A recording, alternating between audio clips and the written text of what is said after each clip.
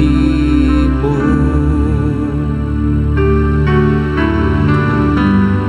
dan bermazmur bagi nama-Mu yang kudus. Sebab Engkau kebenaran kami, sebab Engkau kebenaranku,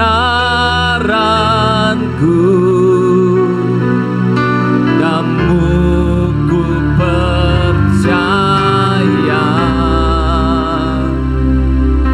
Betapa mulianya Tuhanku, ku rindu menyatakan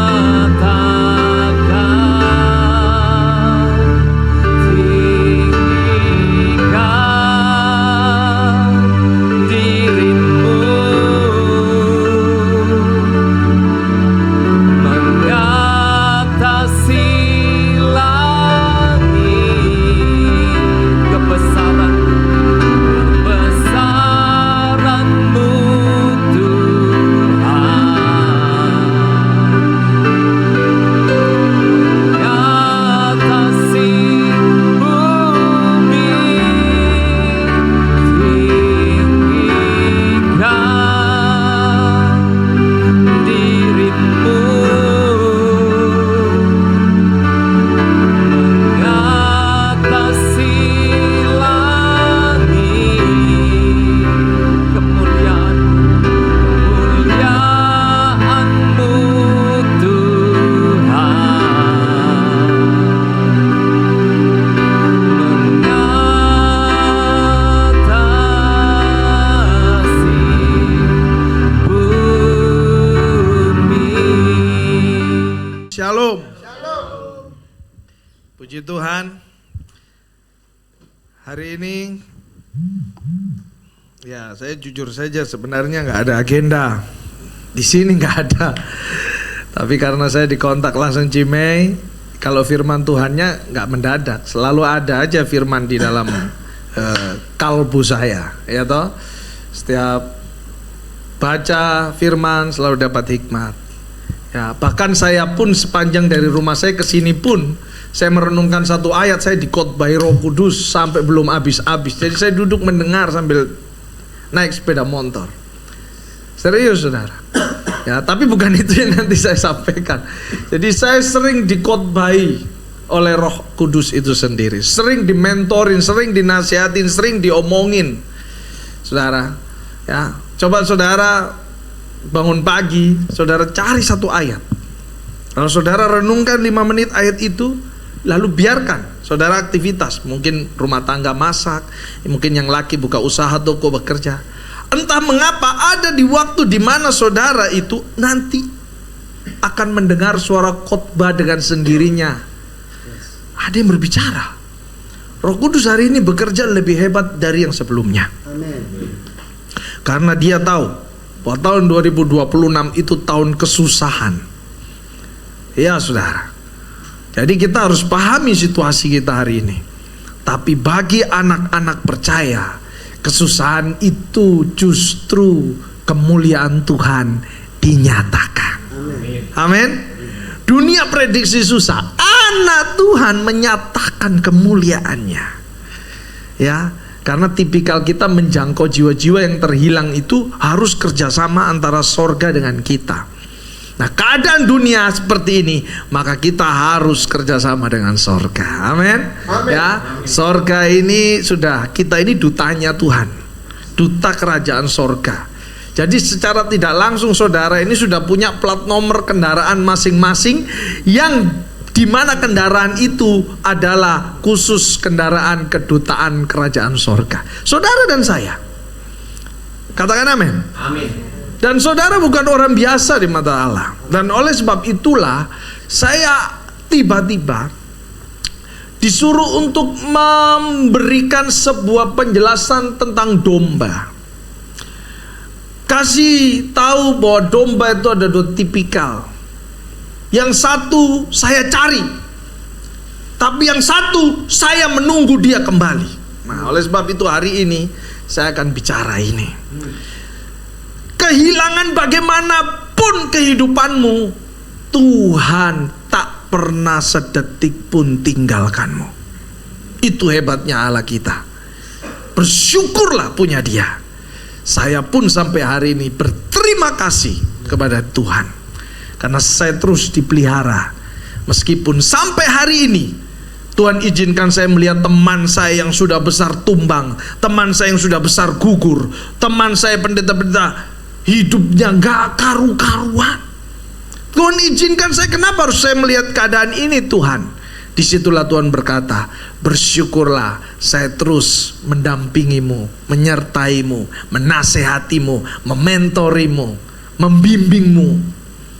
Ya kan?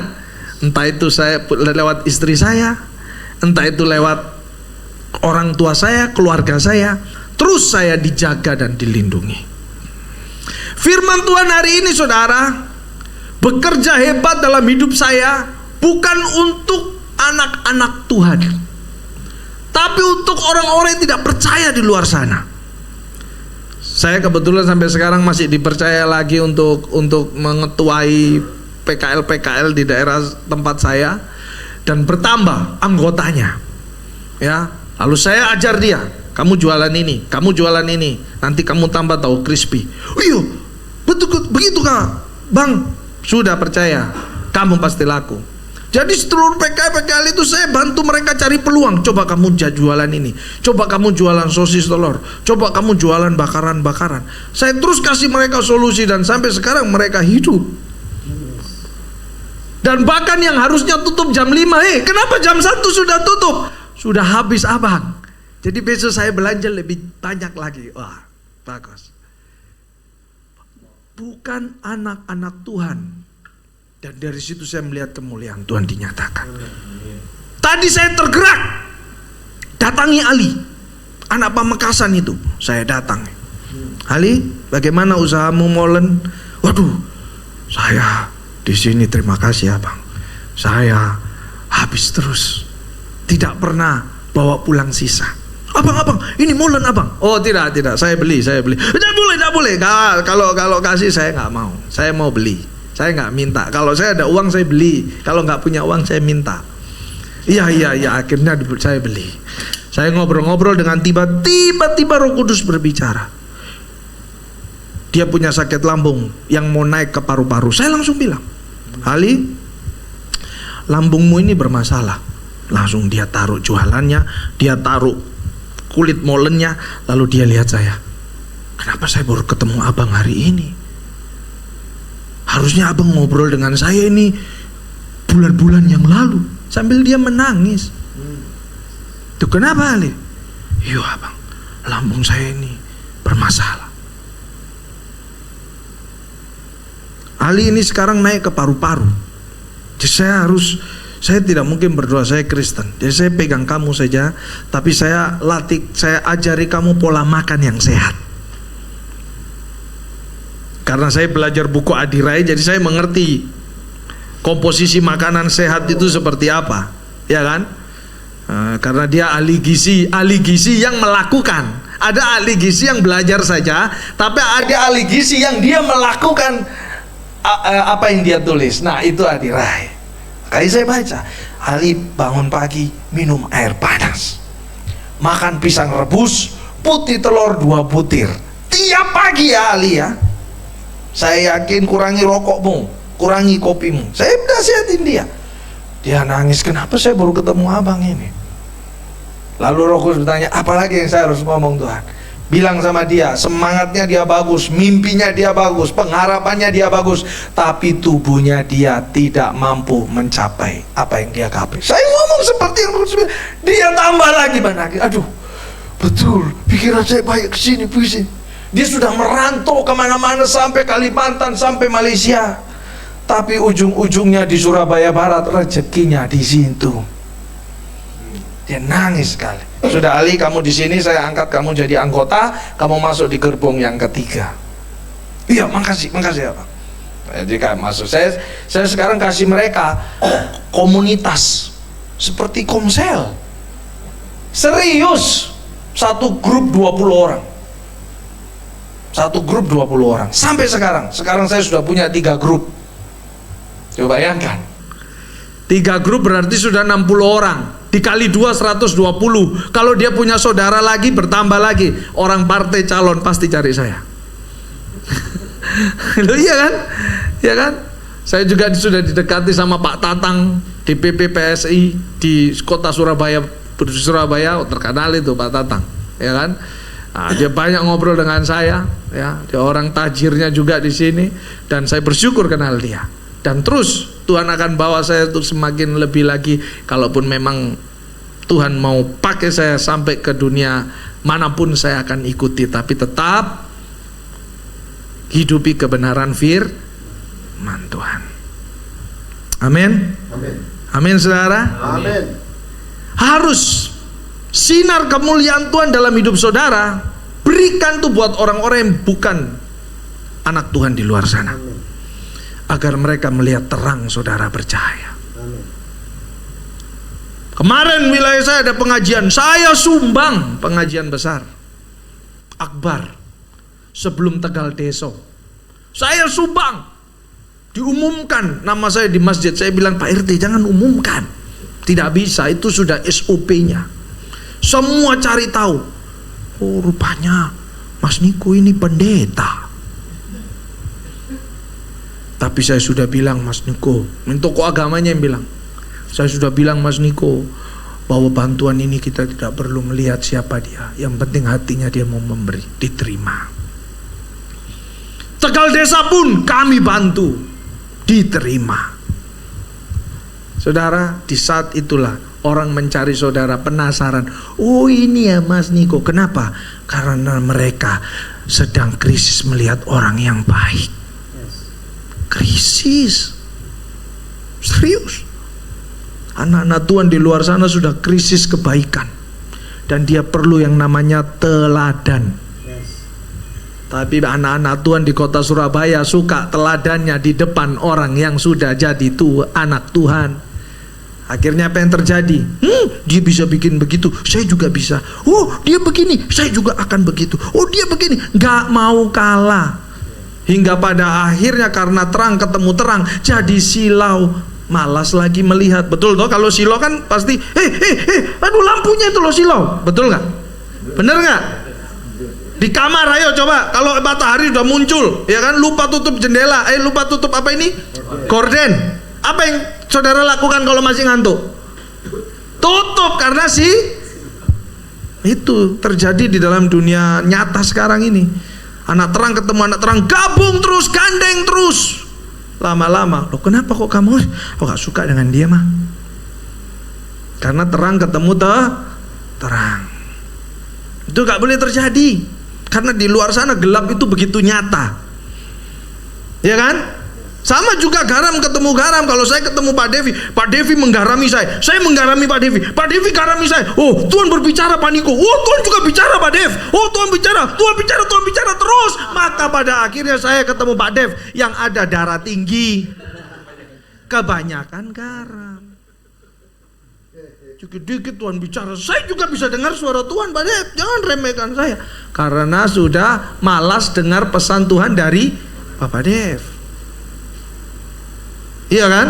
Akhirnya tanya sama Tuhan, wah, apa yang terjadi Pak Dev? Tuhan bicara Tuhan supaya saya, ngapain Pak Dev, sudah anak Tuhan, cari di luar sana yang bukan anak-anak tuh.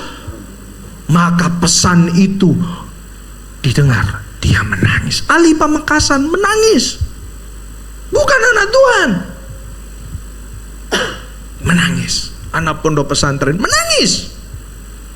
Kenapa? Waktu saya berbicara, memang itulah kenyataan dalam tubuh dan hidupnya. Coba kalau saya bilang deh Pak Dep, saya lihat Pak Dep ini ada sedikit gangguan ginjal. Puji Tuhan, kemarin saya sudah berobat panik, ginjal saya sudah disembuhkan. Nggak berfungsi pesan saya, karena dia pun anak tuh langsung imannya keluar, plung, aktif. Bener gak? Iya kan? Puji Tuhan, saya percaya Pak, nih ginjal saya sembuh. Kalau saudara ketemu anak Tuhan pasti jawabannya begitu. Coba kalau dia bukan anak Tuhan, menangis. Aduh, saya nggak kenal Bapak, kok Bapak tahu ya? Tapi saya mau berdoa, tapi saya Kristen kan nggak mungkin. Wah, apa-apa nih ku doakan saya. Oh, langsung saya tempel. Ya, saya selalu menawar, tapi saya Kristen nggak mungkin saya doakan Bapak, kan nggak enak nanti gini. Tapi kalau dia minta, oh saya langsung tempel. Tapi saya kasih, jangan firman yang tidak perlu saya sebut kitab dan ayat dan pasal. Karena firman itu hidup.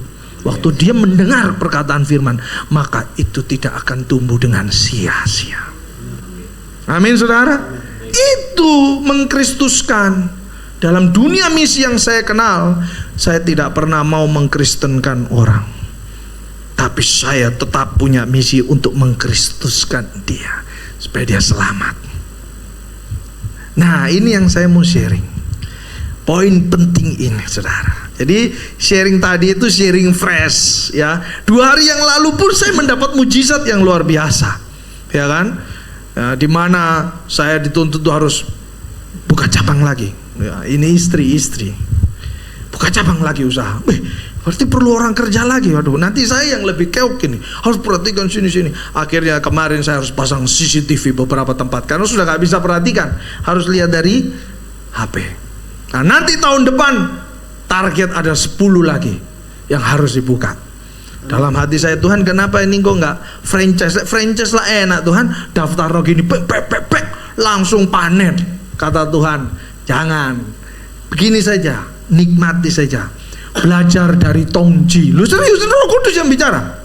Dia tidak franchise, apa yang dia punya dia hidupi sendiri. Tapi ada juga orang yang suka buat teh Java isinya Tongji, padahal bukan franchise-nya Tongji. Tongji gak pernah buka franchise. Ya, tapi kalau mau pakai produknya silakan. Ya kan begitu. Oh iya ya, baik loh Tuhan. Belajar dari Kopi Kenangan, gak pakai franchise. Rintis sendiri usaha. Oh iya, baik Tuhan. Oke, siap. Sistem Kaisar, siap bos, ya kan. Pelan-pelan, ya toh. Meskipun yang di Ambon memanggil cepat pulang karena usaha di sini harus dibuka lagi, ya kan. Buka lagi usaha daging ayam potong. Aduh, puji Tuhan. Saya ini sekarang 3 dalam ada 4 dalam pikiran saya. Saya harus lakukan dagang usaha, ya, untuk hidupi keluarga, anak dan istri sesuai dengan Rasul Paulus dan para rasul zaman dulu bekerja. Saya juga harus pelayanan.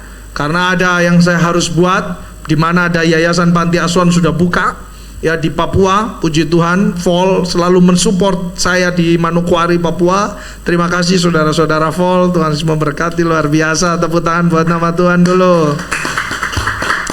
Anak-anak 300 selalu diberi makan, puji Tuhan, ya. Berkat tangan-tangan saudara, serius. Vol selalu ada bagi kami. Ya, terus ada Tabita juga, anak-anak asal aborsi yang di Ambon yang kami sudah buka. Sekarang baru 4 anak masuk, ya, yang orang tuanya nggak mau menerima, kita ambil, kita rawat, ya. Terus habis itu sekarang saya disuruh masuk dalam dunia politik. Karena Pak Tatang melihat saya, ya silakan Papa. Tapi saya harus dekat dengan, harus teman-teman Kristen dulu lah, PSI, boleh. Padahal saya nggak mau gabung, ya kan. Tapi karena dia tahu saya di Dapil 5 Surabaya Barat 4 tahun ke depan ini saya punya pasukan, maka mereka hari ini mulai tempel saya. Ya nggak apa-apa, nggak ada salahnya. Amin. Jadi terang di semua lini kehidupan. Setuju? Katakan kanan kirimu, rupanya terangmu itu harus bercahaya di luar sana. Ayo coba katakan. Amin. Amin. Ya, harus di luar sana. Kalau saya selalu nasihati istri saya firman Tuhan, mungkin istri saya akan jadi bebal dan marah besar. Tapi waktu ada orang yang saya bawa datang ke rumah dan dia cerita dengan istri saya, aduh kakak Niko waktu bicara dengan saya, dia doakan saya, aduh si Yuni, aduh aku diberkati sekali. Maka istri saya pun akan berubah hidupnya. Paham maksudnya? Paham maksudnya? Nasihat itu terkadang perlu orang lain untuk bisa memberikan kesaksian kepada istri kita. Ya, jadi saya harus bekerja ekstra. Hari Kamis besok saya akan berangkat kembali ke Manokwari. Ya, Jadi nanti Pak Pastor Tan juga akan utus saya setelah acara plan di Manokwari. Pastor Tan mau utus saya ke Kaimana. Jadi saya mungkin 1 minggu juga sedikitnya di Kaimana. Kemungkinan begitu. Ya, setelah dari Kaimana saya langsung balik ke Ambon. Ya, karena ada gereja yang saya harus bina di sana.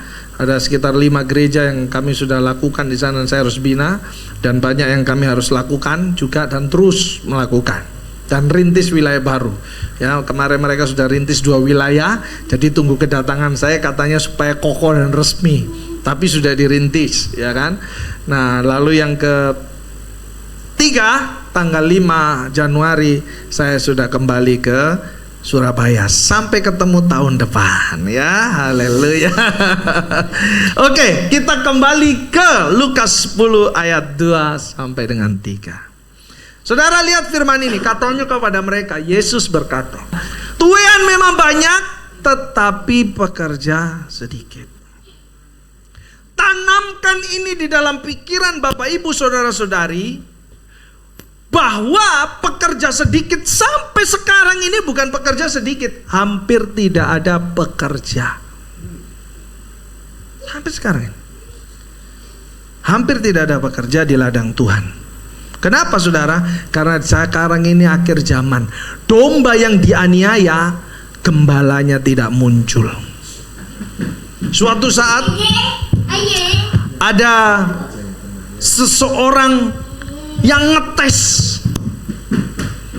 setiap gereja, setiap sinode dites. Ini kisah nyata. Mungkin saudara pernah scroll TikTok atau scroll Instagram lalu pernah dengar kisah nyata ini. Ya, dia telepon sinode ini. Dia kesaksian, Pak saya Kristen, saya baru dipecat di PHK, saya anak masih kecil, saya cuma perlu susu 1 dus Pak.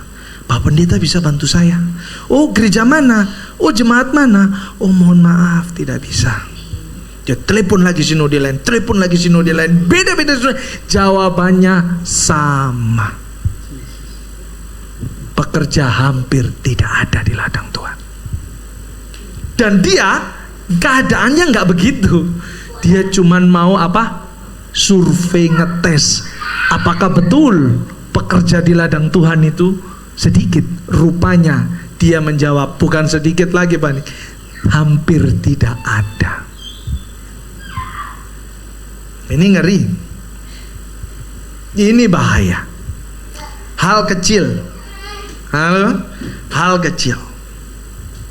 Saya punya prinsip, saya ditipu, dibohongi nggak apa-apa. Kalau ada orang datang ke tempat rumah saya, jualan saya, dimanapun ketemu saya, kalau dia bilang, Pak, saya belum makan, saya langsung minggir, bawa dia ke rumah makan, saya bayar, makan. Nggak peduli dia mau tipu saya atau tidak, yang pasti saya belikan dia makan, nggak kasih saya uang. Saya nggak mau kasih uang, tak kasih makan. Pak, saya belum beri beras Pak, tak bawa ke toko, tak belikan beras 3 kilo sama telur 1 kilo, bawa pulang. Saya nggak peduli dia mau bohongin saya apa tidak, karena saya punya prinsip, kalau masalah perut saya nggak perlu tanya sama Tuhan. Kalau saya ada, saya belikan. Bila perlu kalau 10.000 saya beli mie instan 2 dengan telur 1, bawa pulang. Serius saudara. Main di rumah itu saya berusaha untuk selalu ada stok beras. Entah itu 1 kilo, 2 kilo, kan sekarang sudah ada packing plastik-plastik ya. 3 kilo, taruh saja. Karena suatu saat ada orang susah, kasih saja. Gitu. Karena masalah makanan ini bahaya. Ya kan? Negeri ini jahat karena masalah perut. Betul? Ya. Kalau masalah ini saya teringat katanya Pak Saifuddin Ibrahim. Waktu dia datang ke NTT yang sudah dihijaukan, dia datang. Ditanya sama kepala suku, Bapak mau ngapain? Saya mau, kan di sini dulu Kristen. Iya, tapi sekarang sudah tidak lagi Pak. Lalu Bapak mau ngapain? Saya mau memberi. Oh kami tidak perlu Pak. Kami tidak perlu buku itu, Alkitab. Kami sudah dulu punya Pak. Sekarang sudah tidak lagi di sini Pak. Lalu apa yang terjadi? Kami tidak perlu Pak. Kalau Bapak datang bawa beras mungkin kami terima. Tapi kalau Bapak datang bawa ini kami tidak terima. Karena kami sudah punya yang baru. Sampai segitunya. Sampai segitunya. Mereka tidak pernah mengerti tentang kebenaran yang mereka pelajari. Mereka datang cuman bawa beras 2 truk. bage. Simple. Nah ini bahaya. Maka oleh sebab itulah saya mau katakan bahwa pekerja itu betul-betul sedikit. Pastikan orang yang saudara tolong itu bukan orang yang saudara kenal. Pastikan itu. Paham maksudnya? Paham maksudnya? Kalaupun kenal, yang jarang pernah ketemu. Tapi jangan yang tiap hari ketemu dan keluhannya sama. Kita harus rubah hidupnya. Amin. Makanya saya punya usaha itu, teh. Jadi kalau orang ini tanpa modal jualan ya, tak modalin ya. Tempatnya di mana Pak? Tak carikan. Lalu modalnya Pak, wes pokoknya kamu bondomu mental, ambek waktu. Mau enggak? Kalau mau tak cepat no. Nanti tak suruh orang, kamu tinggal duduk, tek terima orang pembeli, lalu kamu setor, lalu kamu dapat per hari. Les langsung bawa pulang duitnya. Nah itu solusi bagi orang yang tiap hari keluhannya sama. Kita harus punya solusi. Suatu saat teman saya judi bola, sampai sertifikat rumahnya digadaikan gak bisa tebus. Datang ke saya, kira-kira itu beban apa tidak? Wah beban iki, tekor ini iki bahaya, beban iki. Bila perlu saudara hindari, hari kita kok ngomong kono, pasti. Karena kenapa? Dia utangnya sudah banyak, sertifikat sudah gede, bahaya. Ketemu saya, baru keluar dari penjara ini dia. Aduh 1 tahun dia masuk, dia karena kasus banyak. Lalu dia bilang, bagaimana? Saya mau merubah diri. Bisa nggak kamu pinjemin aku uang sekian puluh juta? Oh itu bukan solusi kawan. Bukan solusi untuk menyelesaikan hutangmu. Lalu gimana? Ya temukan saya sama orang yang kamu punya hutang itu. Lalu kamu mau ngapain? Ya saya membantu menyelesaikan. Kamu bayar? Enggak lah. Lah terus gimana kalau gak dibayar? Belum selesai? Belum tentu. Ketemu dulu. Oke, ketemu. Saya jaminan 1 tahun sebelumnya lunas. Tapi kamu dengan syarat 1 tahun dengan saya. Gak boleh jauh dari saya. Siap yang itu. Oke, saya percaya Pak Ningko. Ikut. Berangkat Ambon 2 bulan nangis di kamar. Laki-laki ini baru keluar dari penjara nangis di kamar. Kenapa? Enggak apa-apa. Setiap malam nangis. Bulan keempat baru dia cerita. Aku 2 bulan pertama kali kamu ajak ke Ambon nih, 2 bulan aku isinya di kamar nangis terus. Iya saya tahu. Tugasmu cuman menangis itu doa dan baca Alkitab. Singkat cerita, bulan kelima dia sudah punya stand percetakan.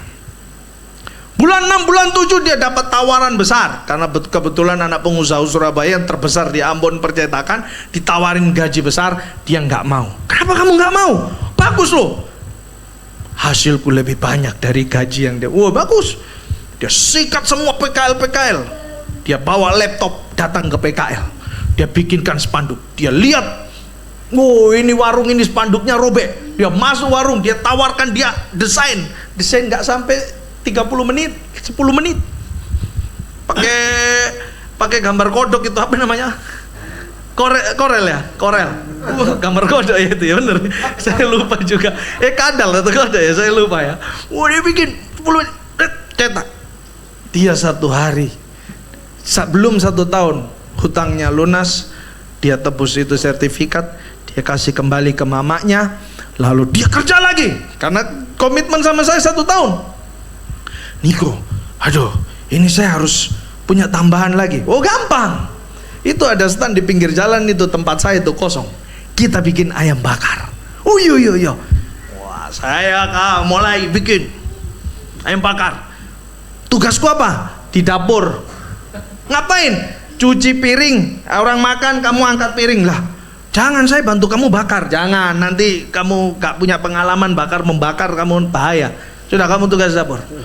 Sampai lunas hutang, sampai dia bisa beli motor cash, sampai dia bisa belikan orang tuanya emas, baru dia izin pulang. Oh tenang, jangan, pulangnya dengan saya. Nanti tunggu bulan ini, nggak bisa pulang sembarangan. Oh iya, siap. Akhirnya pada waktunya saya pulang dengan dia kembali ke Surabaya. Masalah selesai. Saudara, jadilah solusi. Amin. Amin. Cahaya itu terang di situ. Dan dia sampai sekarang ini tidak pernah takut dengan siapapun di Surabaya ini. Di Surabaya dia sudah bukan percetakan. Lebih sangar lagi sekarang kerjanya, dia dekolektor. Dia dekolektor. Dia bilang kata hasilnya lebih besar. Tapi dia wilayah Lamongan sama Tuban sana. Ya. Dia dekolektor. Rajin ngasih saya duit. Serius. Butuh berapa pastor? Enggak butuh. Sudah saya isi saja, pokoknya pastor pakai terserah. Saya nggak minta, terserah dia. Tapi dia dekolektor. Saya bilang dekolektor yang halus ya, nggak boleh cederai. Iya, saya mengutamakan mediasi. Pastor, saya tidak mengutamakan fisik langsung rampas pinggir. Tidak. Saya mengutamakan mediasi. Oh ya, betul, itu bagus. Ya. Karena pimpinannya dia maunya saya yang pegang wilayah Lamongan ini. Saya bilang, saya hamba Tuhan, saya tidak mau. Ya kan? Enggak Pak Niko, ini mengutamakan mediasi. Kan Pak Niko kan pintar ngomong, bisa ngelobi ngomong, enak, sopan, santun. Orang-orang kampung di sana kita nggak bisa main fisik, pasti kita mati. Jadi harus mediasi. Jadi nggak ada orang kata saya tidak bisa, saya hamba Tuhan, saya tidak mau. Kamu pakai ini saja, anak binaan saya saja ini. Akhirnya dia melakukan itu. Dan hari ini saudara, dia sangat diberkati. Saya sudah punya tabungan buat anak saya sudah punya tabungan. Nah, baguslah, olah teruslah kehidupanmu. Harus jadi solusi. Amin saudara. Amin. Itu gak gampang, karena itu butuh ini loh. Butuh apa? Semangat dalam hatimu. Apa yang saya lakukan bukan semata-mata karena saya mampu, tapi semata-mata saya ingin punya mujizat firman ini betul-betul nyata dan amin. Amin. Saya nggak pernah keluar rupiah selama saya bantu dia yang justru ngasih saya uang. Coba bayangkan, orang yang punya utang nggak tahu cara jalannya bagaimana, saya cuman membantu, menolong tanpa keluar uang, semuanya lunas, dia ngasih saya uang loh. Coba bayangkan, kira-kira itu pikiran Kristus kah pikiran dunia? Itu pikiran Kristus, betul? Orang yang dasarnya datang dengan penuh hutang, sekarang dia ngasih orang. Itu kalau bukan pikiran Kristus, pikiran siapa coba? Halo? Amin? Amin saudara? Amin. Semua lawan, saya ingat waktu saya kolaps, semua lawan Tuhan rubah jadi kawan. Wih, ini yang katanya mau masukkan saya penjara, sekarang dia tawarin. Saya lihat Pak Niko, semua mobil sudah tidak ada, ruko sudah tidak ada. Pak Niko, mari ke garasi saya. Ngapain Pak? Bapak pilih mobil saja, kan Bapak kan juga pelayanan. Bapak pilih satu mobil. Tidak, barang ini bisa dicari Bapak. Yang penting Bapak bisa percaya, biar usaha kami tetap jalan di Ambon. Dan akhirnya jalan sampai sekarang. Inti dalam hal ini adalah kita tetap harus jadi kesaksian hidup. Firman ini ya dan amin. Amin. Dan saudara harus mengupas banyak kebenaran dalam hidup saudara. Saudara sudah tidak bisa lagi jadi pendengar di sini. Yes. Saudara harus menjadi pelaku kebenaran firman Tuhan. Tahu artinya pelaku? Artinya saudara melakukan kebenaran itu dengan sengaja. Amin. Jangan ojo-ojo, gak sengaja Pak, moro-moro aku dadi wong apik ya wis apa maneh ngono. Enggak, bukan begitu kebenaran. Kebenaran itu bukan sebuah paksaan, tapi unsur kesengajaan yang kau lakukan dan kau berikan waktu tenagamu untuk hal itu. Gua ayo le ono waktu yo ketemu yo aku gak ono waktu soalnya repot. Sampai kapanpun gak pernah ono waktu ambil orang. Serius saudara. Orang di luar sana sudah krisis kebaikan. Halo? Amin? Amin saudara. Amin. Ya, sudah krisis kebaikan. Lihat lagi apa kata firman ya. Kepada Tuhan yang punya tuaian supaya mengirimkan pekerja untuk tuaian itu. Akhirnya orang-orang yang bermasalah mau jadi pekerja di ladang. Saya berbuat baik, masa perbuatan baik saya nggak nular ke orang yang saya buat baik? Halo? Secara otomatis pasti menular. Kenapa? Karena dia sudah punya teladan. Dan dia suatu saat akan dikirim Tuhan utusan yang sama pada waktu saya menolong dia. dan dia pasti teringat, kalau dulu Niko bisa tolong saya pasti bisa tolong orang itu. Serius, itu terjadi. Dan saya bersyukurnya, belum saya mati masuk dalam peti, Tuhan izinkan saya melihat itu kesaksian. Kalau Niko sudah bisa tolong saya pasti bisa tolong. Itu saya lihat, aduh Tuhan, puji Tuhan, kenapa kau izinkan kesaksian ini di saat saya hidup? Harusnya kesaksian ini saya dengar waktu saya mati. Baru orang akan cerita, aduh Niko ini baik, aduh Niko dulu tolong saya. Nah itu waktu saya sudah di jasa atau di mana, nggak tahu matinya di mana nanti. Tapi kalau saya diizinkan Tuhan mendengar itu dengan mata kepala, dan dia berkata di depan saya, coba kira-kira perasaan saudara bagaimana? Aduh Tuhan, yang harusnya aku mati mendengar bunga-bunga cinta yang kau tumbuhkan dalam hidup saya ini, tapi Tuhan izinkan saya melihat, mendengar, dan dia melakukan. Aduh haleluya, kemuliaan bagi nama Bapa di sorga. Amin. Apostolik yang model begini yang saya tetap harus jaga, jangan sampai saya korupsi dalamnya. Saya bisa rintis gereja, saya bisa semua gereja itu saya yang pemimpin tunggal, tapi apostolik bukan begitu bosku. Apostolik itu hamba, bukan kaisar, dan bukan juga membangun Babel. Segala sesuatu yang kau bangun besar, saudara sudah melihat tuh, yang dibangun besar-besar anak-anak Tuhan runtuh semuanya. Kalaupun ada yang tidak runtuh, tunggu waktu. Loh iya, karena kenapa? Yang dibangun bukan lagi dalam sistem apostolik yang di pikiran Kristus. Mana ada Paulus? Ayo, tahu gerejanya Paulus di mana? Nggak ada yang tahu. Tahu gerejanya Petrus di mana yang Petrus rintis? Nggak ada yang tahu. Oh ini dulu perintisannya Petrus Pak, ini perintisannya Filipus, ini perintisannya Paulus, oh ini perintisannya ini Pak. Coba saya ingin tahu, adakah orang yang menceritakan itu? Nggak ada. Karena apostolik semuanya setelah rintis, tek dia dirikan anak orang, tek dia pergi, tek dia pergi, tek dia pergi, tanpa harus tahu siapa yang memulai. Karena dia membangun kerajaan sorga, bukan kerajaan yang di dunia ini, bukan. Kalau kemuliaan kau terima hanya di dunia ini, jangan-jangan di sorga kau kehilangan kemuliaan. Karena kau sudah menerima kemuliaan itu di bumi. Oh Tuhan, aku ini melakukan banyak mujizat. Farisi sekarang bukanlah Taurat, dengar baik-baik. Farisi sekarang adalah kasih karunia. Dia merasa dirinya kasih karunia, menjadi Farisi. Saudara sudah banyak melihat orang-orang yang melakukan mujizat tapi banyak jatuh dalam dosa? Bisa menyembuhkan orang, dia pun jatuh dalam dosa. Bisa merintis gereja, tapi dia penyimpangan seksual, suka sesama jenis. Halo, terjadi loh dalam hal Farisi kasih karunia ini. Farisi dari dulu boleh Taurat kebenaran, baca, tahu sejarah, mengerti arti. Sekarang Farisinya lebih hebat. Farisi kasih karunia, tahu langsung lintas sorga. Saya tahu sorga lebih dari kamu. Karena kasih karunia kan, kasih karunia kan tidak tertulis. Dia langsung terhubung antara sorga dengan dia, dan dia seakan-akan sorga itu jadi milik dia di bumi ini. Tapi hidupnya luar biasa. Saya sedih melihat teman saya yang hari-hari ini luar biasa, bisa rintis, pung pung pung pung pung pung pung, tapi kenyataannya tidak seperti yang dia punyai. Penyimpangan seksual terjadi.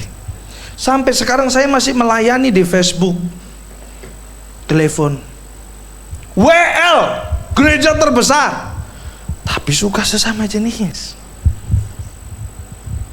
Serius.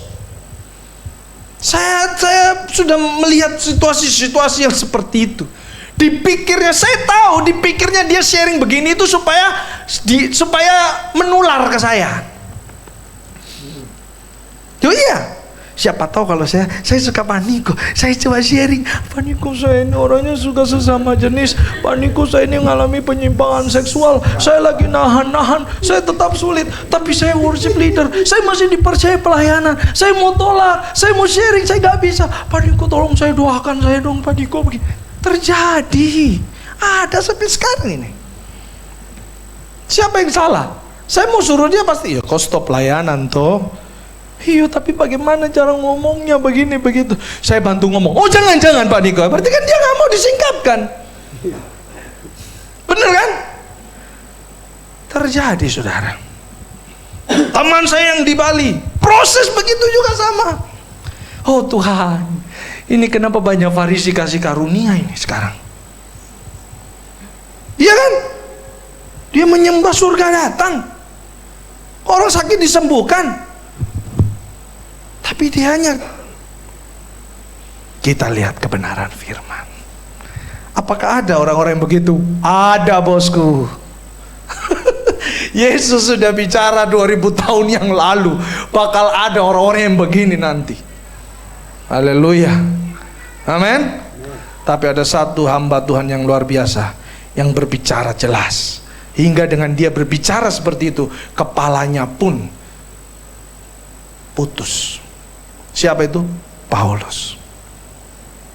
Dia jelas mengatakan bahwa penyimpangan seksual itu tidak ada jaminan dalam kerajaan sorga.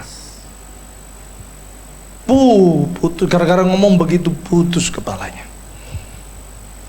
Kalau yang lain putus karena perintisan. Kalau Paulus putus kepalanya karena dia ngomong. LGBT tidak ada dalam kerajaan. Amin. Haleluya. Haleluya, amin. Ngeri.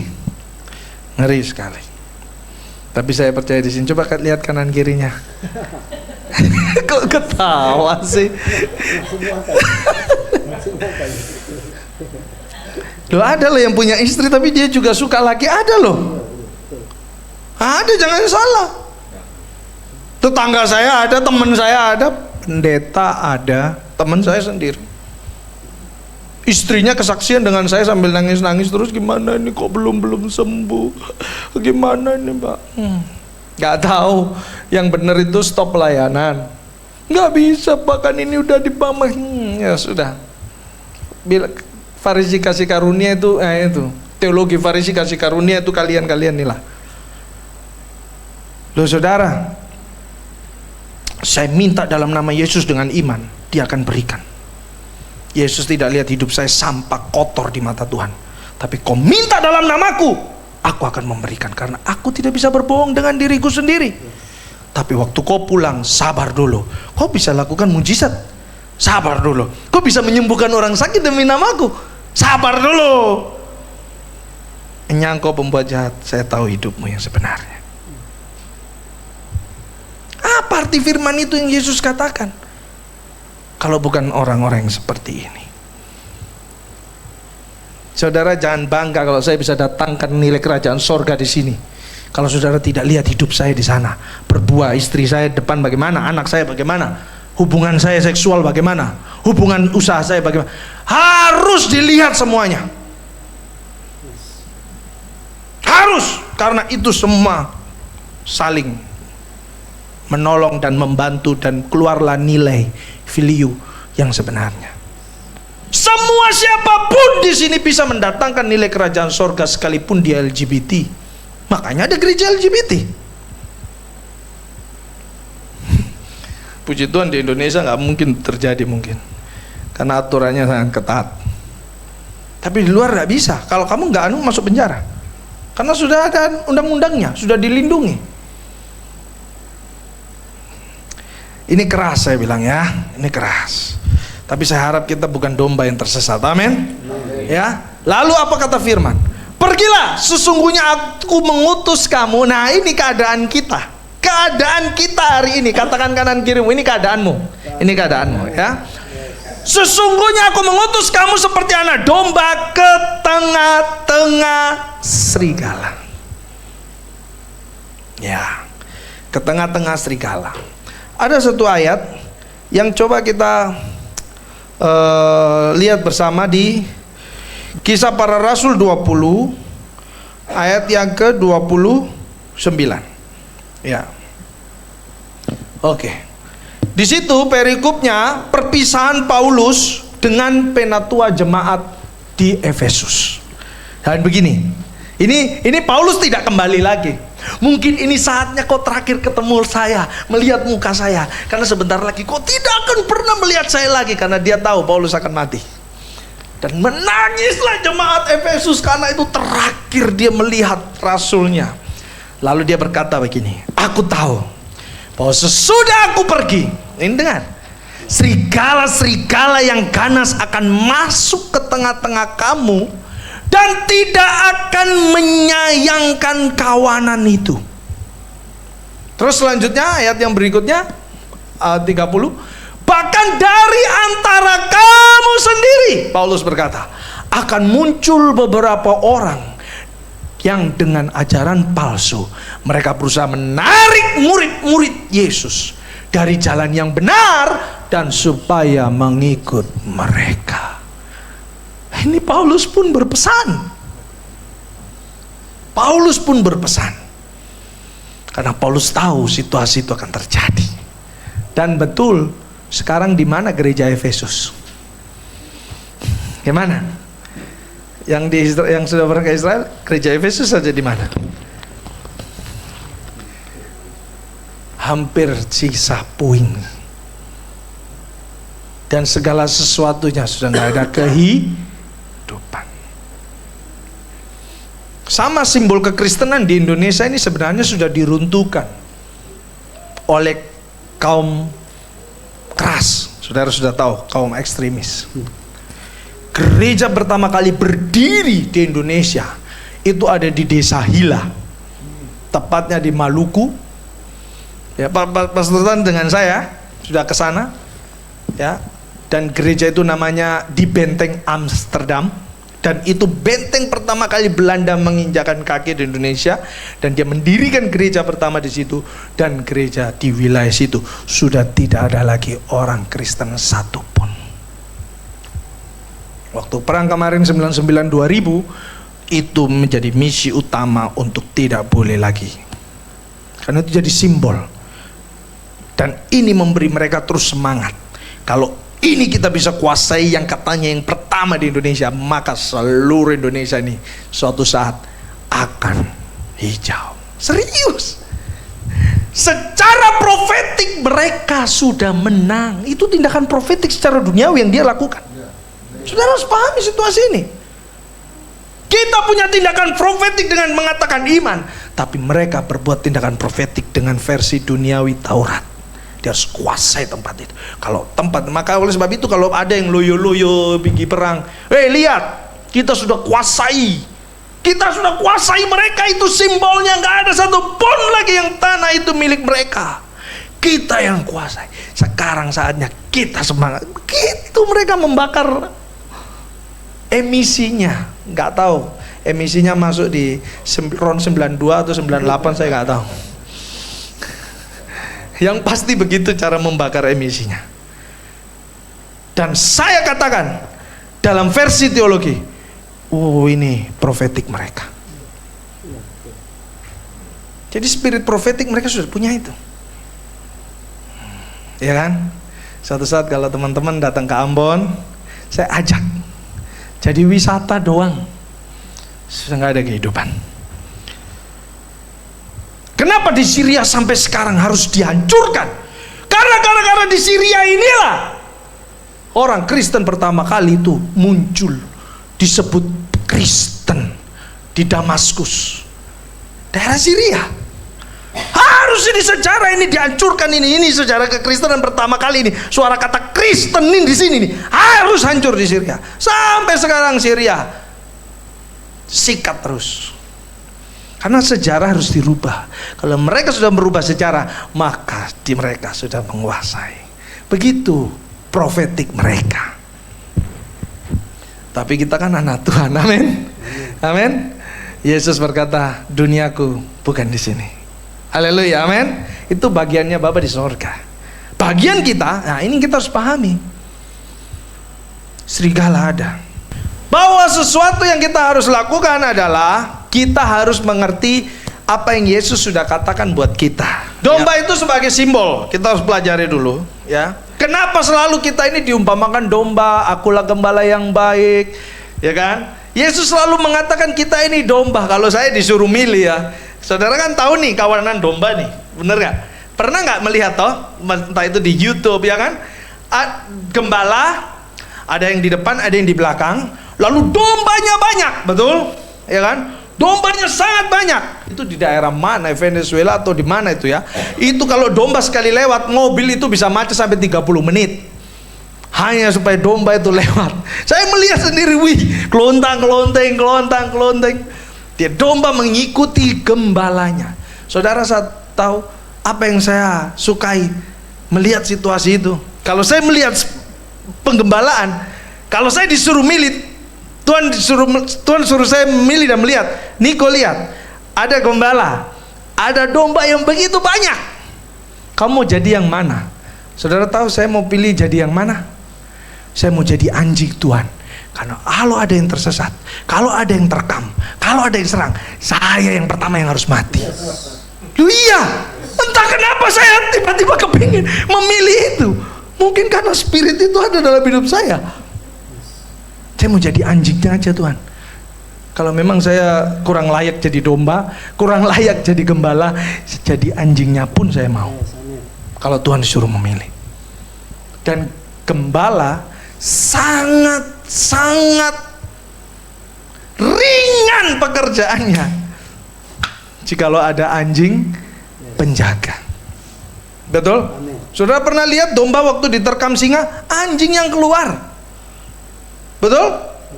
Waktu diterkam binatang buas, anjing yang keluar.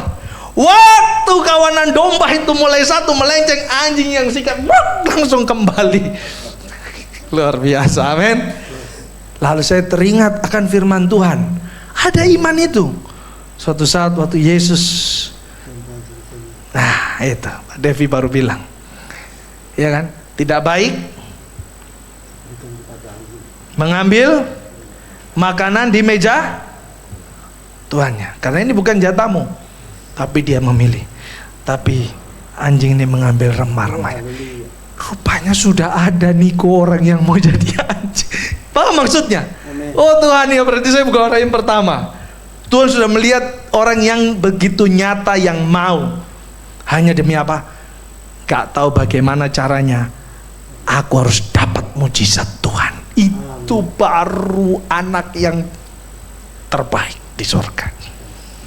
Katakan kanan kirimu, kalau minta sesuatu greget gitu. Ayo coba kanan. Amin. Harus greget. Harus. Oh, itu Tuhan suka model-model begitu. Ya. Harus sungguh-sungguh. Nah, lalu saudara lihat, rupanya domba itu, saya juga domba di mata Tuhan sebenarnya ya. Saudara harus paham ya, saya ini domba ya. Dia harus punya ketergantungan dan membutuhkan arahan. Di dunia ini kita perlu hal ini. Kita perlu mentoring. Ya, makanya saya pertama kali balik ke Surabaya, ya saya harus punya tongkat ini. Dan puji Tuhan saya temu Pastor Tan di NTT. Kalau Pak Heru nggak mungkin bisa jadi tongkat ya. Ini kalau dia lihat, mohon maaf Pak Heru ya. Ya. Oh ini saya lihat ini ada ini. Oh saya lihat ini bagus ini. Wah ini cocok ini. Kalaupun dia pukul saya sampai biru, saya tidak akan membenci bapak ini. Itu saya bayangkannya orang itu begitu. Wah ini gembala cocok ini. Sekalipun dia mukul saya sampai badan saya biru-biru, saya pasti nggak dendam dengan dia. Saya harus memposisikan saya itu sampai di situ. Amen. Jadi kalau salah langsung saya langsung berubah arahan tanpa perlu pikir panjang. Karena segala sesuatu yang Pastor Tan ngomong, dia sudah analisis baik. Saya tidak perlu lagi cerna. Betul? Saya cukup mengerti, oh rute begini-begini, oke, gas. Urusan nanti di sana nggak ketemu jalan, tinggal telepon lagi. Bos mohon map posisi. Ya kan? Selalu ada arahan. Itu penting. Kedua, bernilai dan berharga. Nah, domba itu kan bulunya berharga, betul? Dagingnya berharga, betul? Kulitnya berharga, betul? Semuanya berharga, susunya berharga. Saudara di mata Tuhan sangat berharga. Kalau tidak, nggak mungkin darah tercurah buat kita. Amin. Dan sangat bernilai. Sangat bernilai. Ketiga, murni. Mana ada domba itu bulus? Gak ada domba yang mau jadi ketua, gak ada. Yang mau jadi ketua itu serigala. Betul? Dia harus menjilat supaya jadi ketua. Itu serigala. Tapi domba gak ada. Dia murni, tulus, bantu, tolong, selesai, putus hubungan. Apa faedahnya jika kau membantu pada orang yang kau tahu? Ya kan? Gak ada nilainya, yang kau kenal gak ada. Tapi waktu kau membantu pada orang yang tidak kamu kenal dan tahu, dia di saat itu menangis dan mengingatmu sepanjang masa. Ya, seperti saya tadi kesaksian dengan nama Ali, anak Pamekasan itu. Ya kan? Sampai sekarang itu pun pasti dia akan ingat terus. Nanti besok pagi dia pasti cari saya lagi. Dia pengen ngobrol lagi. Ya kan? Kenapa? Karena merasa diberkati. Hanya karena saya tahu. Oh, ini saya tidak pernah tanya, tapi saya langsung tembak, langsung ngomong, langsung dia mengerti dan mengiyakan. Ada juga bakul pentol colek. Saya jemput anak saya sekolah. Dia orang Bojonegoro. Saya duduk di sebelah dia. Anak saya belum pulang, saya tunggu. Bapak jualan sudah lama ya? Sudah, Mas. Iya. Semua pentol colek naik sepeda motor. Cuman dia naik sepeda kerbau. Tahu sepeda kerbau, sepeda kebun, sepeda lama ini. Lalu singkat cerita, entah kenapa Roh Kudus mau uji saya. Coba tanya, Bapak ini punya sesak nafas. Bapak ada sesak nafas ya? Bapak ada benci ini ya? Bapak saudara keluarga segini ya? Dia langsung dekat saya, Bapak dukun tah? Enggak Pak, saya ini orang biasa. Tapi apa yang Bapak bilang tuh benar semua. Benar semua Pak adanya. Pak, kira-kira apa yang saya harus lakukan? Oh begini Pak ya, supaya Bapak umur panjang, supaya Bapak juga disukai. Ya, saya pakai teologi-teologi Alkitab yang menurut pengalaman saja. Bapak harus lepas pengampunan. Bapak harus lakukan ini, itu. Bapak harus ketemu. Bapak pulang kampung nanti Bapak harus ketemu sama dia. Mau Bapak harga diri jatuh, gak apa-apa Pak, yang penting Bapak umur panjang. Bapak mau pilih umur panjang tuh harga diri jatuh. Ya umur panjang supaya bisa lihat anak cucu. Itu. Bapak pulang ketemu dia. Sampai sekarang ini kalau ketemu saya, dada. Siap Bapak. Ya dia berharap saya datang, dia mau cerita lagi. Saya rasakan itu, tapi jangan, sudah stop. Nanti kalau banyak cerita, nanti saya nggak kerja. Saya selalu digerakkan, di mana saya datang, saya bicara. Terang itu selalu bercahaya kepada mereka-mereka ini. Amin. Saya nggak peduli mereka agama apa, saya nggak mau tahu. Yang saya tahu, Roh Kudus bicara, saya akan bicara. Haleluya, amin. Ya, saya posting pun juga setiap minggu bagi-bagi duit itu duit mereka. Jadi mereka tabung ke saya. Setiap minggu saya bagi buat mereka. 1 minggu sekali 700, jatahnya ini supaya bantu modal, bantu. Jadi 20 orang itu supaya lebur jadi satu. Mari kumpul duit, lalu kalian bantu ini ya, seperti sistem arisan hampir mirip seperti itu juga. Ya, supaya kalian gak hutang berhutang. Iya betul Pak Diko, betul, setuju. Oke, deal, masuk satu gerbong. Jadi di dalam situ ada kegiatan untuk pembantu modal kerja usaha mereka masing-masing. Nah, tahun depan ini saya tuntut janji mereka mau kasih makan gratis dapur umum. Ayo tahun depan jangan lupa ya, dapur umum gratis buat tukang beca, tukang supir angkot dan seluruh PKL. Iyo, kita akan program tahun depan kita buat dapur umum gratis. Nah, begitu. Harus juga diajar melakukan apa? Amal. Ya kan? Yesus selalu berkata kan, Guru sayang sekali ini parfum mahal lah. Orang susah itu tiap hari kamu akan lihat. Kalau yang kali ini yang begini ini cuma sekali saja, nggak akan pernah kamu lihat lagi, betul? Dan biarkan ini menjadi penggabungan akan aku. Yesus luar biasa. Tiap hari orang susah kau akan lihat. Nah ini kita harus tetap mengajari mereka apa itu arti amal. Amal itu kita ini orangnya yang penuh kasih, betul? Ya kan? Bukan kita yang belajar, mereka harus belajar dari kita. Karena kasih itu pada dasarnya ya kita ini anak-anak Tuhan. Lanjut selanjutnya adalah tunduk dan mengikuti. Ingat loh, tunduk itu rendah hati. bukan rendah diri ya. Kalau rendah diri itu minder. Ya, dia suruh apa-apa, ojo lah, aku gak bisa loh. Ajo, wis wong liya ae. Iku jenenge rendah diri. Bukan. Di sini tunduknya adalah rendah hati. Setuju, amin? Saling memberi salam, shalom. Ya kan? Buru-buru selalu menyapa. Bukakan pintu yang kecil, ayo Su, mari Su, ayo. Selalu mendahului, selalu rendah hati. Paham ya? Tunduk di sini begitu. Jangan rendah diri kepada manusia. Kalau gereja mengajarimu atau siapapun yang mengajarimu tentang rendah diri, jangan sekali-sekali rendah dirimu cukup hanya kepada satu pribadi, yaitu Yesus Kristus Tuhan. Amin. Saya akan rendahkan diriku kepada Yesus. Karena di dalam Yesus kita bukan siapa-siapa. Amin. Setuju ya? Nah, tapi kalau kepada sesama cukup rendah hati. Lanjut selanjutnya. Nah, ini dua keadaan yang saya tadi mau sampaikan. Ya, ini keadaan kita. Keadaan yang pertama adalah Matius 18 ayat 12 sampai 14. Ini perumpamaan tentang domba yang hilang. Saudara pasti tahu semua, betul? Ya kan? Gembala itu akan meninggalkan 99 dan dia akan mencari yang satu. Dia cari itu yang satu. Kenapa dia cari? Karena dia tersesat. Rupanya domba yang tersesat Yesus cari.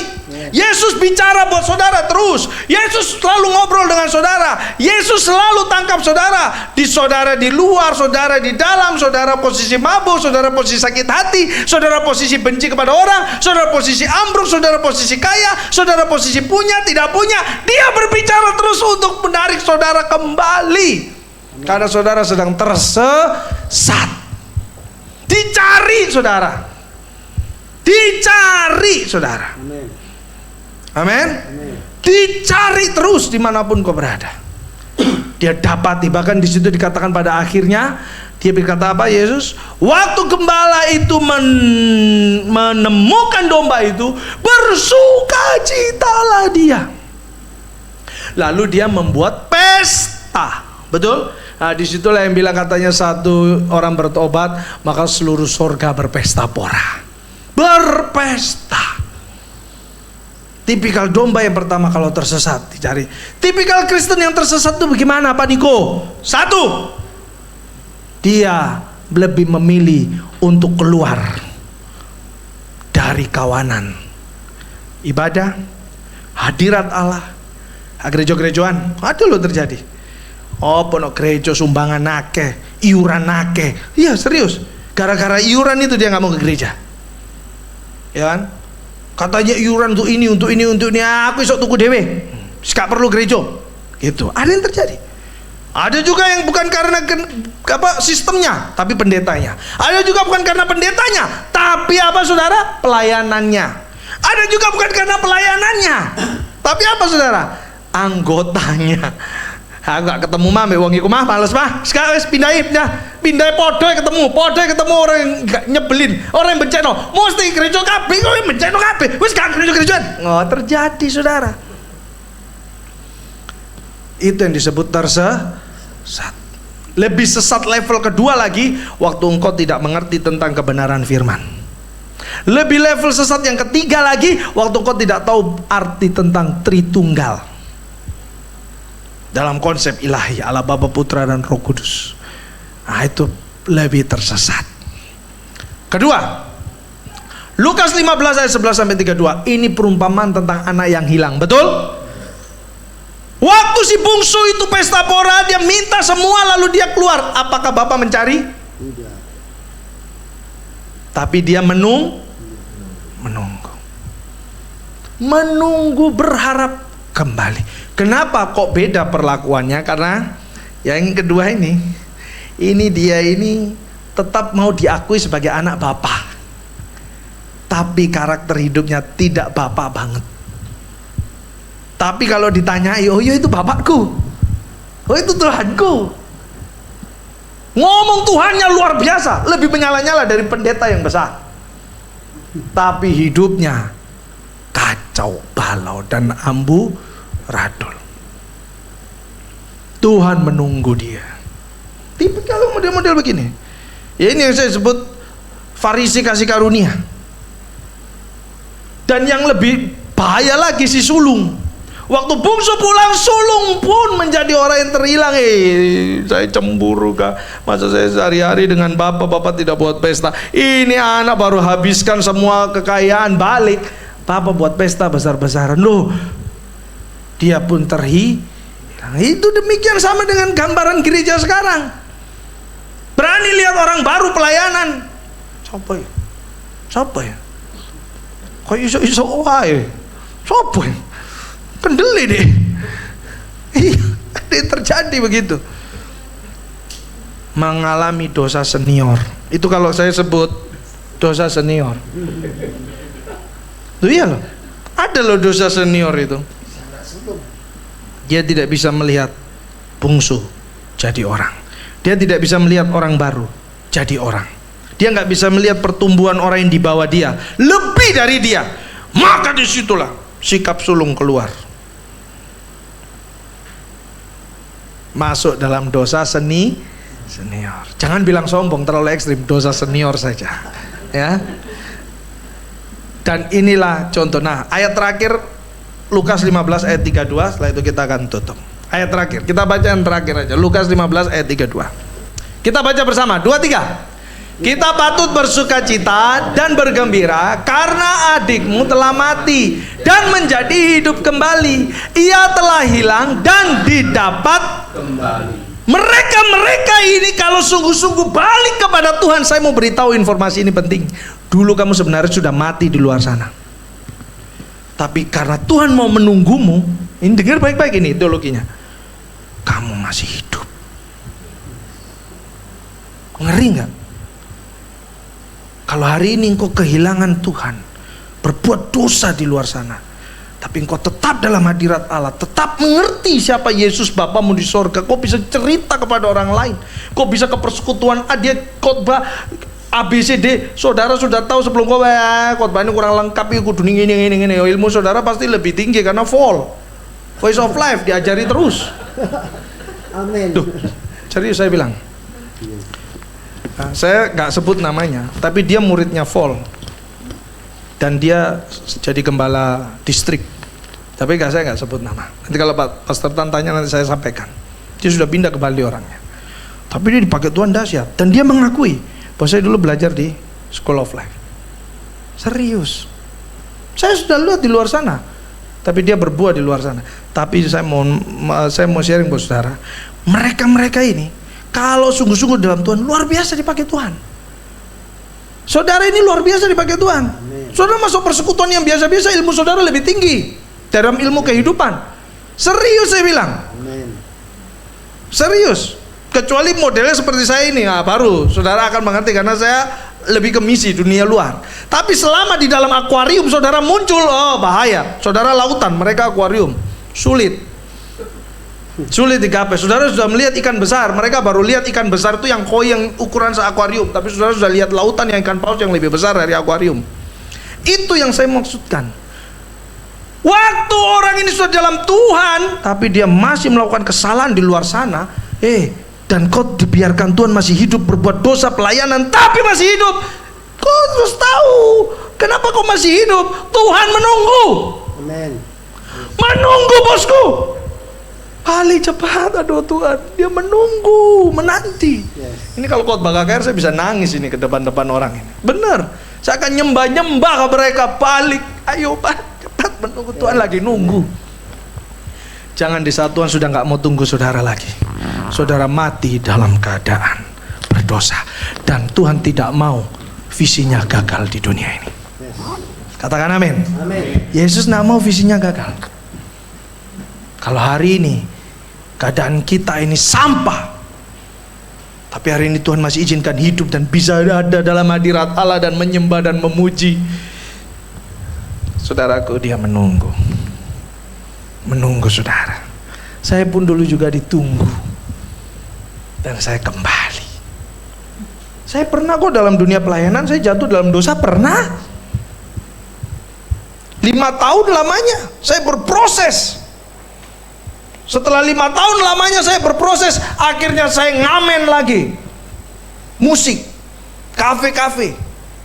Saya ngamen lagi nge-DJ. Gini-gini iki iso main DJ aku iki. Jangan salah loh. Temenan. Makanya waktu aku lihat di YouTube itu ada DJ pastor pakai baju pendeta, meneh-meneh aku coba tak kayak gini yo. Kira-kira payu gak yo? Pendeta Niko, pastor Niko, DJ. Waduh, bahaya ini lulusan School of Life model kok gini medeni. Ya. 5 tahun saya berproses sampai di dalam pub itu teman-teman saya satu suku, anak cewek-cewek Manado ya, cantik-cantik lah. Karena satu suku dengan saya, kami kalau ibarat kata papaku dengan keluarganya mereka itu satu kampung. Mereka bilang, oh DJ semua, DJ Barbie, kamu kalau dandan mukanya kayak Barbie. DJ ini DJ, saya dijulukin begini sama teman-teman DJ. Kalau ini nggak usah digoda, nggak perlu. Dia ini ngerokok enggak, minum enggak, perempuan enggak. Ini DJ pastor ini. Dalam hatiku, hari kira beli aku pendeta. Serius sampai segitunya. Tapi pada akhirnya mereka tahu lo beneran nih, yo kon pendeta yo nih, kon misi apa biar nih, kan? Teman-teman saya itu, ya, 5 tahun saya berproses. Karena kenapa? 1, saya merintis gereja lebih dari 4, tapi saya tidak diakui. Sakit hati juga. Saya merintis jadi 6 gereja, tapi saya tidak diakui. Ditendang, disepak, bung, selesai. Wih, beginikah dunia? Keren juga. Kalau begitu saya tidak perlu gereja. Buat apa? Sudah dirintis baik-baik jadi besar, ditendang pula saya. Tapi dari situ Tuhan ajari saya banyak hal. Saya akan ajar kamu, saya akan bimbing kamu di dalam dunia yang baru. Dari situlah terus saya mengerti hari ini. Kalau enggak saya nggak ketemu Pastor Tan, ya kan? Dari situ saya kembali. Saya pun ditunggu oleh Tuhan. Ayo Niko kembali. Meskipun saya tidak jatuh dalam dosa yang begitu berat, tapi dia tetap menunggu saya. Karena saya tahu saya sudah kehilangan saat teduh, saya sudah kehilangan kebenaran nggak penting. Kalau memang yang dibangun model begini, berarti semua hampir sama. Karena menurut saya dulu, gereja yang paling sempurna ya gereja yang dulu saya bantu. Dan dia yang paling sempurna. Saya rintis di mana-mana, pede saya. Tapi, oh begini ya, bisa juga diperlakukan. Oke, tidak apa-apa. Berarti di bawah ini semua standar, pasti semua lebih parah. Karena saya menganggap dia yang lebih sempurna. Tapi saya baru teringat, gereja yang dirintis para rasul pun tinggal rangka juga. Saya banyak diajari Roh Kudus. Dan di situ saya mengerti arti kata. Ingat enggak? Kamu di dalam keadaan dosa tapi kamu masih hidup. Kamu kecelakaan, kamu tidak mati. Kamu ditabrak ayam, kamu taguling-guling. Bayangkan, naik motor ayam tabrak, saya ngelundung gak karu-karuan. 80 saya naik motor dari pantai. Ayam tabrak, bung, waduh, gelondong, nggak mati, ya kan?